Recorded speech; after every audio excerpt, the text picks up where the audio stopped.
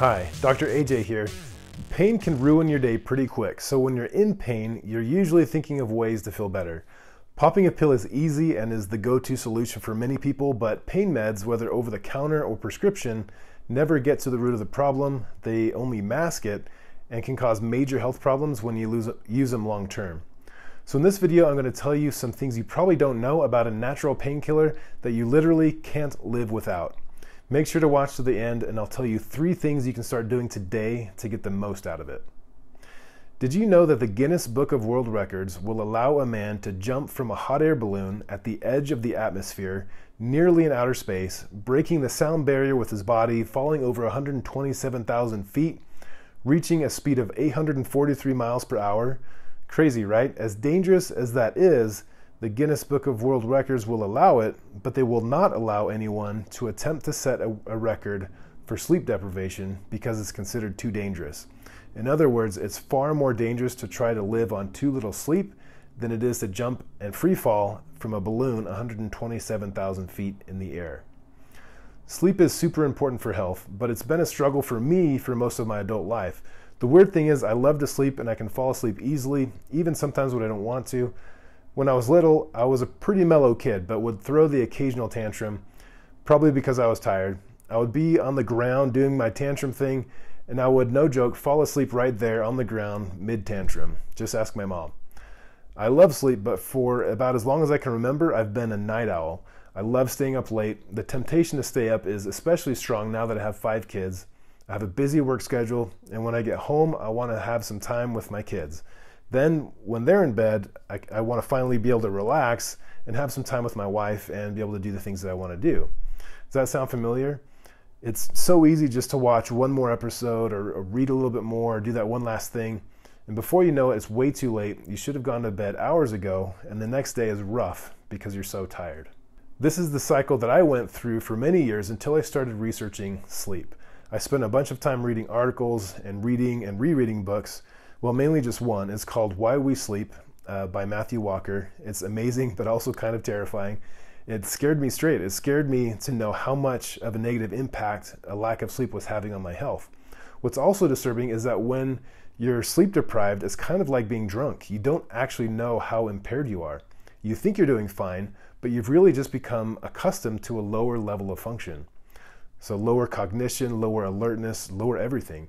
It messes with your hormones. A lack of sleep will affect every cell in your body, every organ system, every aspect of your health, even down to your DNA. It also makes you age faster. Scary stuff, right? The reason I'm talking about this is because of how sleep relates to pain, especially chronic pain. It could even be one of the reasons why you have pain in the first place. Your body does most of its healing and repair work while you sleep, and if you're not getting enough sleep, your body doesn't heal as well, and you're more stiff, you're more susceptible to injury. You're also in a constant state of fight or flight, which basically means you're stressed. You may feel quote unquote normal, but your body is in a state of chronic stress, which is not good. Just one night of sleep deprivation can make you 42% more sensitive to pain. That means even just one bad night of sleep, and you're going to feel that pain even more, no matter what kind of pain it is.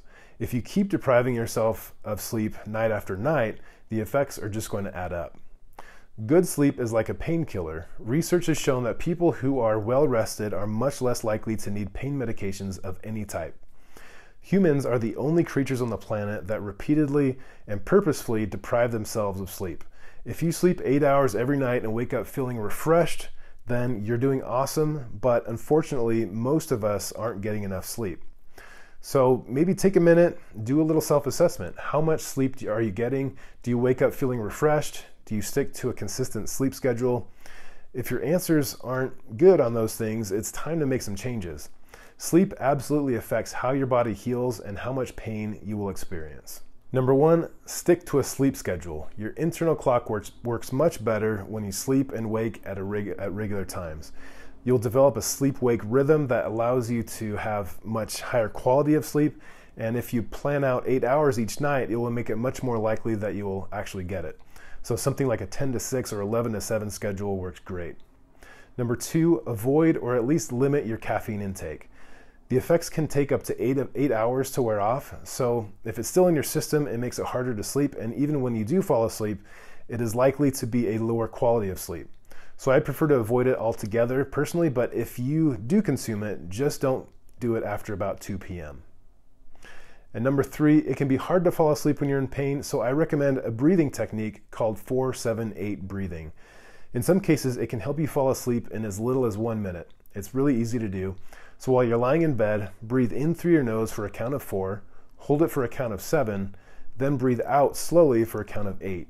Repeat this cycle for as long as you need to fall asleep. This helps you focus on your breath instead of your pain, and breathing out longer than you breathe in helps your nervous system calm down and puts you into more of a rested and repair kind of state. It's actually great to do a minute or two of these breathing cycles anytime you're stressed or in pain. It's a quick way to calm your body and your mind and shift your focus to your breath and away from your pain or your stress. So those are my 3 tips. I hope you find a way to get more sleep and better sleep so you can feel better, because sleep helps not only pain but pretty much every single aspect of our health, and we literally cannot live without it. If you're interested in learning more about sleep, I highly recommend the book Why We Sleep by Matthew Walker. That's where I got a lot of the information for this video. But in the book, he goes way deeper, and if you want to geek out on sleep science, I'll put a link in the description for the book. Thanks for watching. Make sure to like this video if you found it helpful, and subscribe to this channel. Have a great day and stay strong.